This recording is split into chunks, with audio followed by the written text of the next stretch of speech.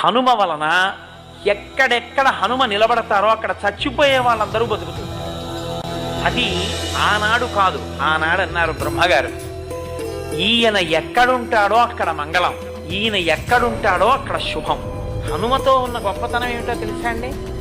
ఆపత్కాలమునందు కాంతారీషు భయేషు చ అని అగత్య మహర్షి చెప్పారు, వాల్మీకి మహర్షి చెప్పారు.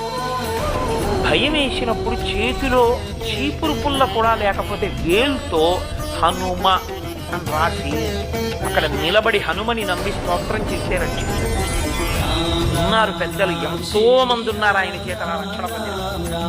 ఆనాటి నుంచి ఈనాటి వరకు రామనామం చెప్పిన రామ భక్తుడైన వాణ్ణి, రాముని మీద విశ్వాసం ఉన్నవాణ్ణి చెనకలేరు. హనుమ సర్వదా కాపాడుతుంటారు అలాంటి వాళ్ళని. వాళ్ళ జోలికిడితే ప్రమాదాలు వస్తాయి.